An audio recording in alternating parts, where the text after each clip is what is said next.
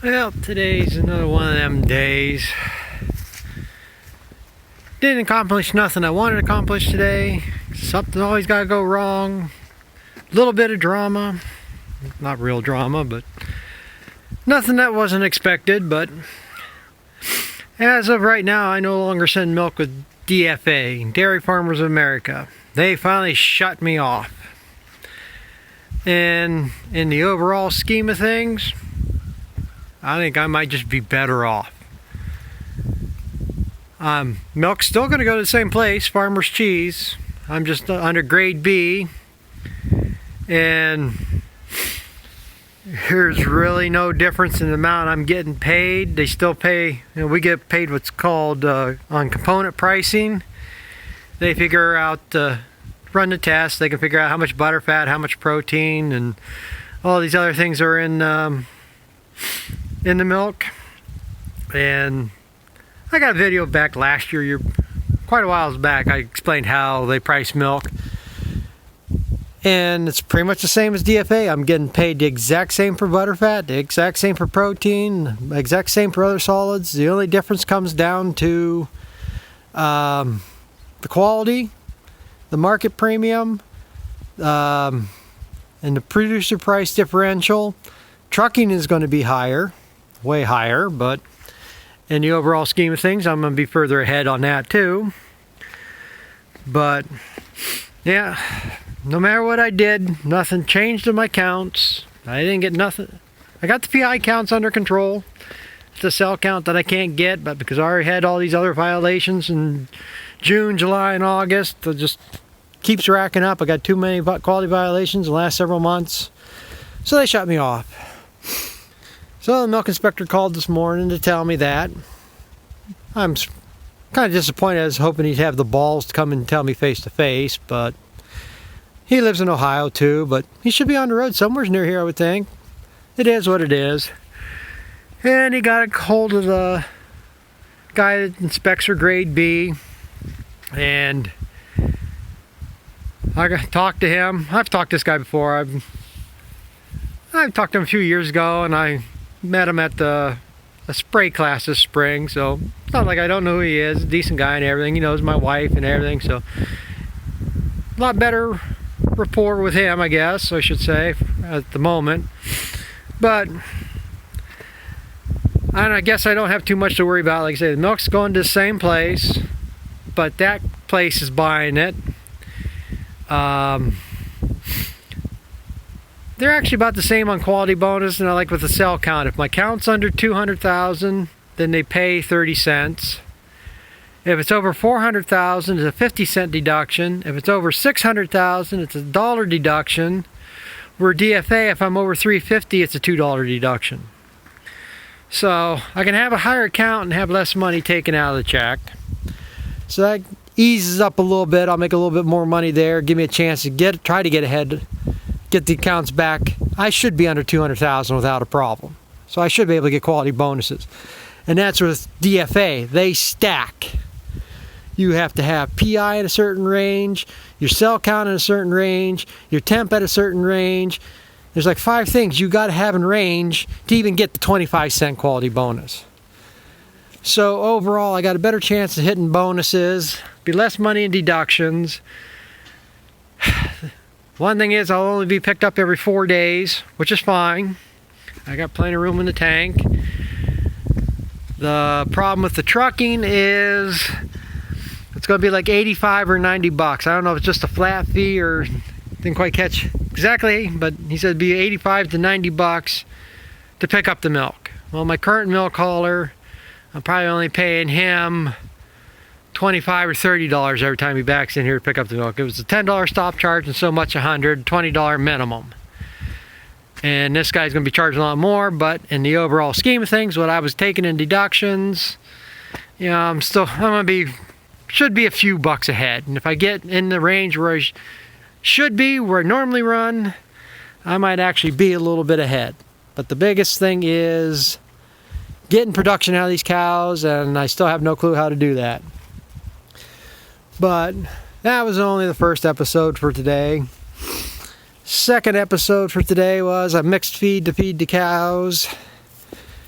and I was unloading here, and I was almost empty. It was right down at the end of the feed alley, and I heard something banging and thumping around in the mixer. Couldn't figure out, well, I didn't stop to figure it out. I figured, well, I'm almost empty. If I can just get it empty, I picked up a rock or something out there and I'll get it then. Well, all of a sudden the mixer just stopped. So I get out and look, and this bar here broke off the end of one of the mixing rods in there. So now I got a whole other mess. Not only did it screw up the one, it screwed up two of them. Let's see if I can climb up here and see if I can show you a little bit. See, on this mixer, this is the reel. This is why they call it a reel augie. Got this big reel here, and you got two augers over there.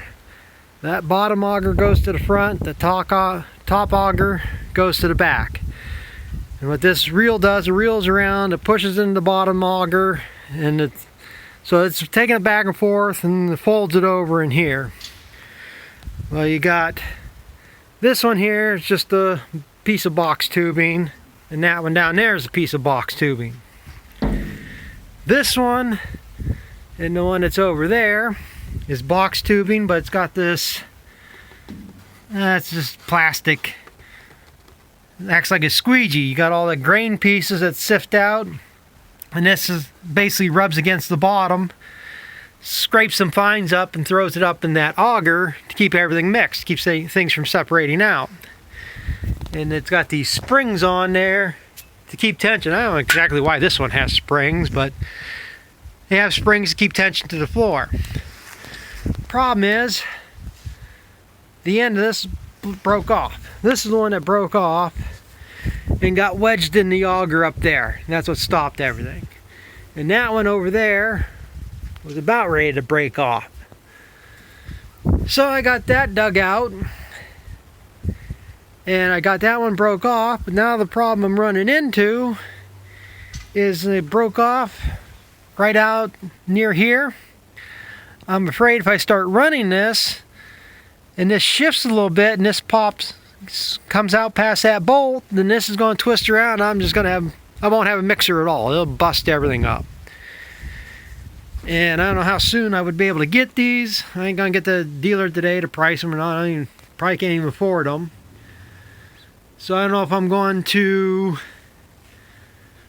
depending on what these cost, I might just go get box tubing long enough to fit in here and do like they did on these. They actually have on the other side a piece welded on here so they can't go anywhere. I ain't too worried about scraping the fines off the bottom, but if I can buy this whole thing, I will. But like I say, right now I'm trying to, what I rigged up here, hopefully it's going to hold it together so it'll last for a few days. I just took a 2x4 and wedged it into the tube. It shouldn't work out. I'm only mixing a half batches at a time here now. I'm not filling the mixer, so there shouldn't be too much stress on it. But all I need that to do is keep that from passing around that bolt so it doesn't come apart. That's my hope anyhow. And I'm sure probably them ends are about ready to break, if nothing else.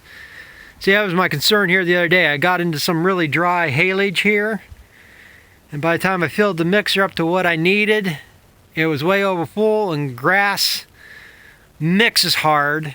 You know, that's another good reason to put corn silage with it. It makes it more fluid. It flows a lot easier. Where grass, you got all that longer stringy stuff, kind of knots up, grabs shit. That's why my silo bags are lumpy like they are. It doesn't fill out or push out like it normally should. So that's what I'm hoping. So that's why I've been mixing a half batch. It puts a lot less stress on everything in here and gives it more room to fold over and flop in here. It doesn't bind up.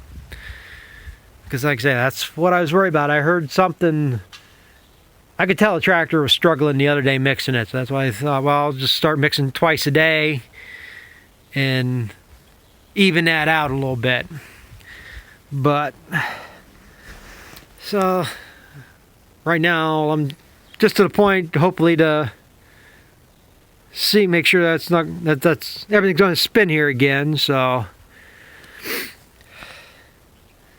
but I don't see nothing else wrong. I don't know how bad them springs are. This bar's bent, and it's been bent since I bought the mixer. I don't know what the guy before me put through this. This mixer was only about 3 years old when I bought it. But something got in there and bent that one. I mean, how much stress does it take to bend a 4x4? Or, yeah, the 4x4? Probably a 3x3 tubing, because a 2x4 won't quite fit into it. And that's all I did. I just took a 2x4, tapered the end a little bit, and just hammered it in there, wedged it in, so it shouldn't come out. But I'll go start this up here now. I got to put the PTO back on. That was the other thing it did. It sheared. And that's why they have them. This bolt right here. This hub will spin, and like I say, it sheared that bolt so that would spin, so it wouldn't twist up a shaft or something in here. So I got that bolt replaced, and I just got to stick that back together. And I say, the mixer's seen better days. Got some pretty big gears. This gear here is probably about 4 foot in diameter. And that's what spins the reel. But I got a bunch of shit down there in the bottom. I shouldn't have that. And this is supposed to be filled with oil. It's supposed to be an oil bath. But it's not holding oil. That wall's cracked there, so that's why I got the feed in here. And they say ain't a whole hell of a lot I can do with it. Same thing on the back side. It's got to crack through the back wall and sift some stuff out. So I might have to patch a piece of metal on it here at some point. But no way I'm going to afford a new mixer. At least that's what the lawyer told me Friday. I'm done on buying anything for a while, so if I can make that work. But let me get that PTO on. We'll start it up and see if it runs. Yeah, I got the PTO hooked back up, and we'll see if it runs.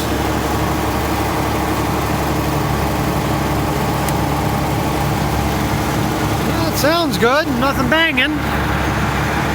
Nothing bouncing.